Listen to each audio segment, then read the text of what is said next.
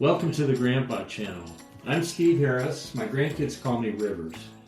You are full of stories. Let's pull up a chair and let her rip. Your stories are the magic elixir to help your grandkids navigate Mr. Toad's wild ride of life. Let's Grandpa.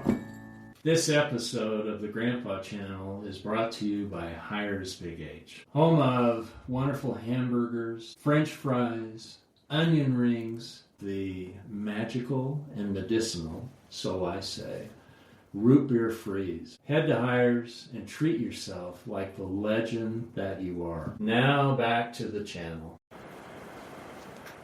Hello, my friends. The word grandpa is a noun, right? But can it also be a verb, as in to grandpa? I'd like to suggest that it is. I never grew up with my grandfathers. Both of them passed away before I was born. I carry as my middle name the name of my Danish grandpa, and I am so proud of him, and I know a little bit about him.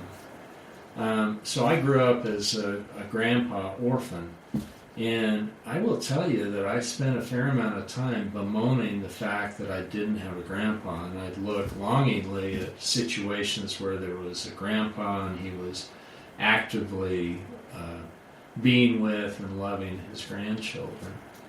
And it wasn't until I married my wonderful wife that I got to know a guy by the name of Don Van Dam, who happens to be my wife's grandfather. I love Don. He had a great sense of humor. He was a Cubs fan, and he got to know me, and I felt like I was kind of hanging around my grandfather.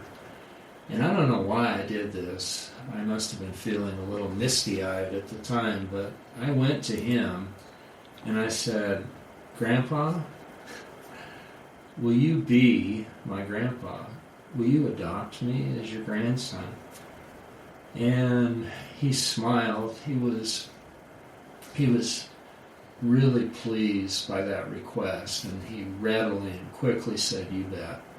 I'll do that." And so from that point forward to the time that he passed away, I had this wonderful grandpa who I could go to and talk to, and that he would give me advice, and he would be interested in my life.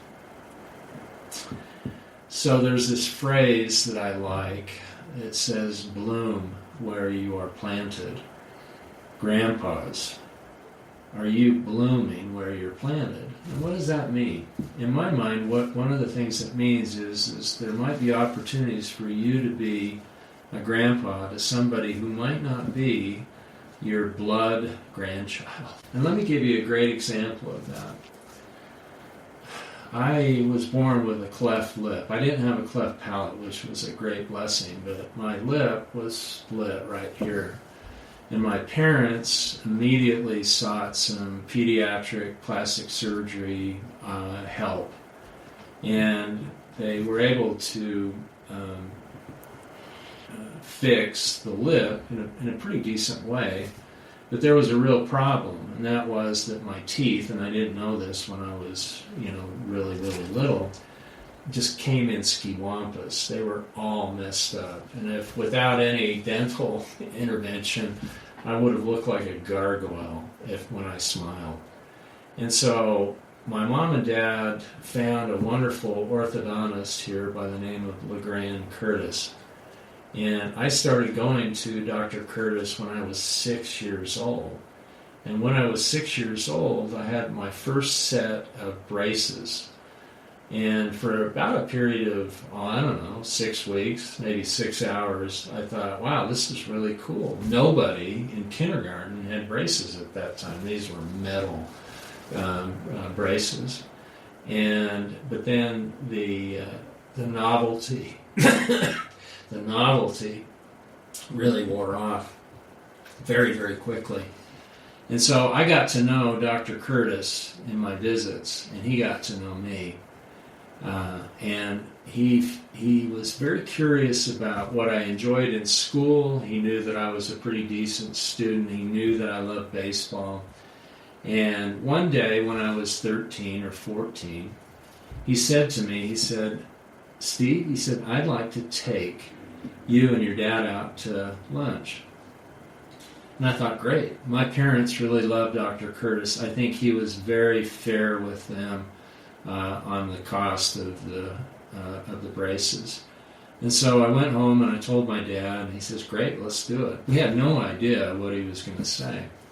And so we met him for lunch, and he started off by saying to us, and this was a man not of many, many words, and you kind of listened when he talked.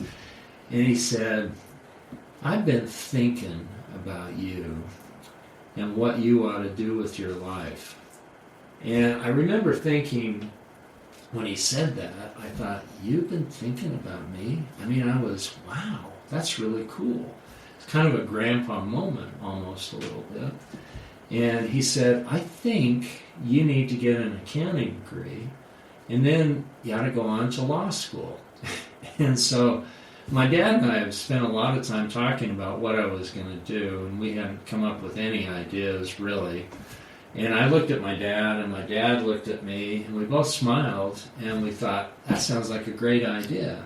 So when I was 13 or 14, I had a pretty good idea of what I wanted to study up at the university, and that's what I did. I got my major in accounting, and then I went to law school.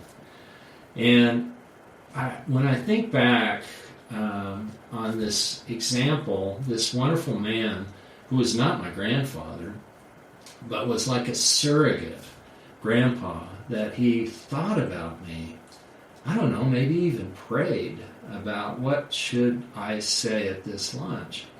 This makes me think that we have this incredible power as grandfathers to do wonderful things for our grandchildren. And not only that, to, as it were, adopt grandkids and people who come into contact with us and help them down the path of life. I think that this role of being a grandpa is so awesome. It's so powerful. And I think if we are prayerful about it, and if we look for opportunities to bless other people, that we'll have some wonderful adventures. And I'm forever grateful for Dr. Curtis, and that he helped me figure out what I needed to do in life. This is Rivers, signing off from the Grandpa Channel, reminding you to grandpa where you're planted. That's it for today's episode of the Grandpa Channel. Until next time, keep the mic hot, the memories fresh, and the jokes just slightly inappropriate. I'm out of here. It's pretty good, I think.